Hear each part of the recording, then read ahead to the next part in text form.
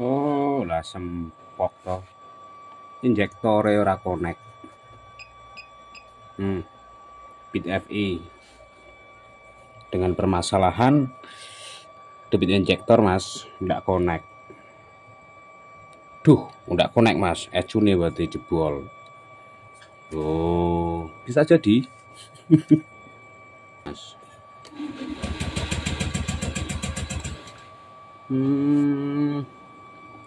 Kode kerusakan cret biasanya kosong mas, kosong toh.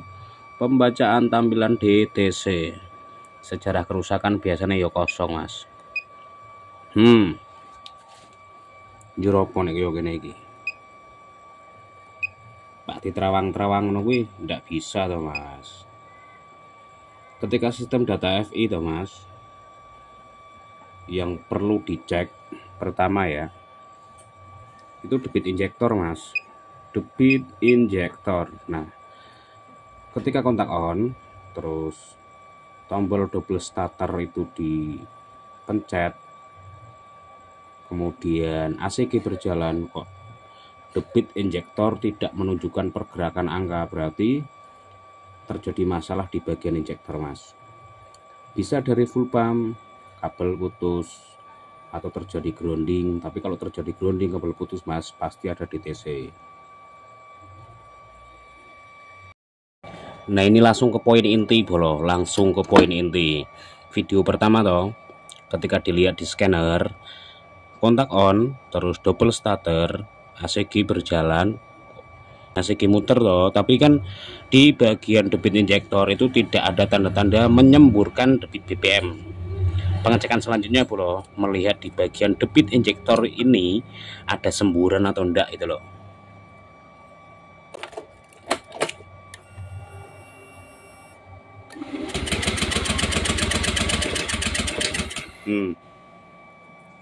Bagian injektor toh tidak menyemburkan debit BBM. Nah masalahnya di mana mas? Gitu ketemu bengkel ontran-ontran, sing difonis ecumu pasti. Padahal toh full pump ini dengung mas. Ngono ki. Nah, perkara apa ya? DTC ndak ada, DTC 1 ndak ada, DTC 2 ndak ada, sejarah kerusakan ndak ada, kode kerusakan ndak ada. Pak Biejal skip sih. Nah ini mas, sudah tak lepas dari nepel injektor, tes kontak on, ada semburan ndak dari selang full pump,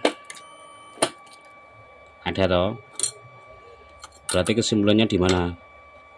Ada di bagian injektor mas, entah itu dari kabel sinyal massa atau dari kabel output ECU atau ECM. Simple mas cara ngecek ionik paham, murah paham ya mumet dasmu.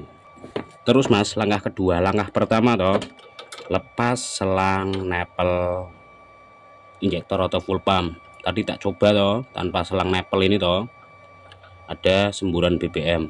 Kemudian mas, langkah berikutnya ini cara perendapan mas, lepas soket cat.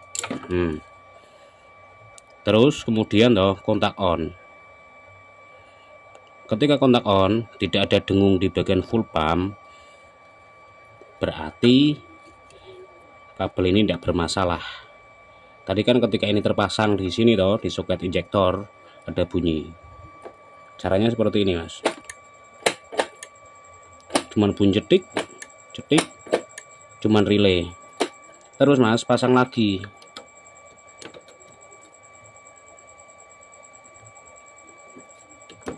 pasang cat, kontak di on kan, ada bunyi full pump dengung atau tidak. Nah ada toh, simple. Berarti masalahnya di mana mas? Masalahnya di bagian injektor, titik, tidak boleh debat. Jadi tidak usah vonis panjang lebar ke bagian ECU atau kabel output massa atau kabel output dari ECU atau ECM. Sederhana mas.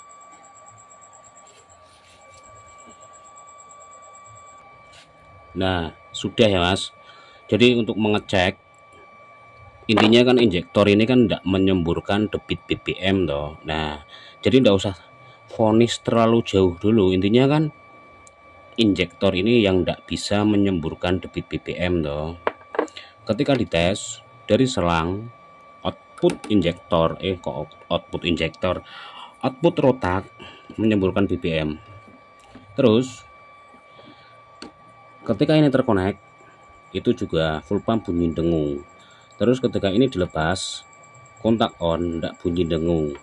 Satu mas, berarti di bagian output ECU masalah. Iya kan, logikanya kan seperti itu. Karena ini memiliki dua kabel, yang satu masa output dari ECU atau ECM. Jadi jenengan tidak usah kebanyakan memvonis di bagian ECU ECM. Kebanyakan seperti itu. Kok bisa mas, misalkan jangan vonis di bagian ECU dulu, kan di bagian outputnya sini kan tidak bisa mas, output injektornya kan tidak nyembur. Output dari selang injektor atau dari selang full pump itu menyemburkan BBM ketika kontak di on. Itu poin pertama. Kemudian poin kedua mas, ketika soket injektor ini dikonekkan seperti ini, kemudian dikontak ada bunyi nging di bagian rotak, itu berarti output ECU atau ECM juga tidak bermasalah mas. Langkah ketiga, ketika ini dicabut kemudian kontak di on, itu bisu mas, rotak itu tidak ada suaranya, entah ngingung atau entut-entut tidak ada mas. Itu berarti kan bagian ECM ECU tidak masalah.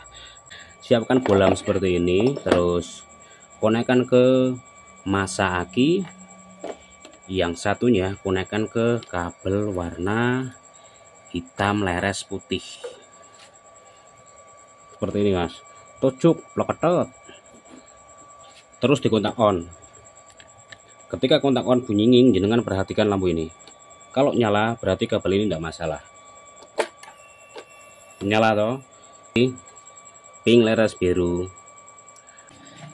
Nah gini ya, jadi tanpa merusak kabel bawaan, caranya gini mas, peniti toh, teluncep kayak gini, nah gini, ceret. Nah, terus kontak on, debit BBM nyembur atau enggak, orang nguninging sih. Nah semuninging, terus tes mas debit BBM nya. Nah tes debit injektor, jumper kabel pink leres biru, jumper langsung ke output ECU ECM, dan ini hasilnya mas. Tuh muncul.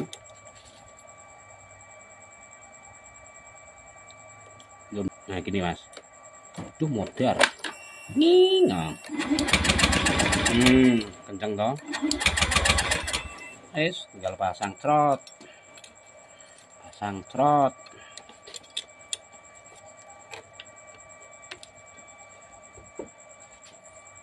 terus pasang neh trot, berkuit tes, greng, bayaran 200.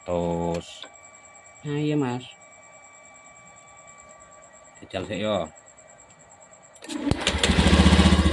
Wah, mantep, ono mas.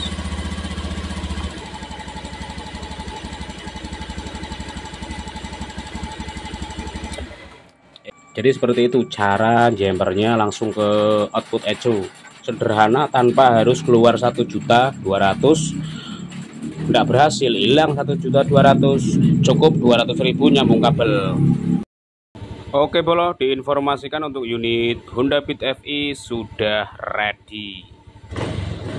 Honda Beat FI ya, yang sebelumnya itu untuk injektornya itu tidak bisa menyembur.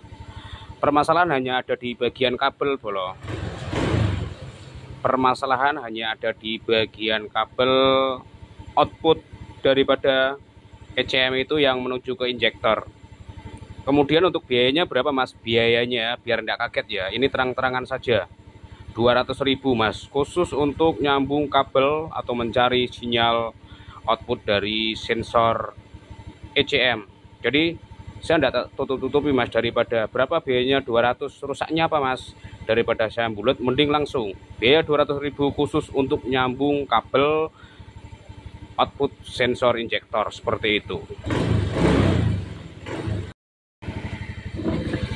Kemudian untuk gas Mas, untuk RPM-nya, untuk akselerasi ini lebih responsif daripada sebelumnya. Kok bisa Mas? Iya, karena untuk outputnya itu sudah normal untuk output daripada sensor ECM yang menuju ke injektor. Jadi responsif banget Mas, berbeda mungkin dengan awal. Nanti yang membuktikan ya yang pakai.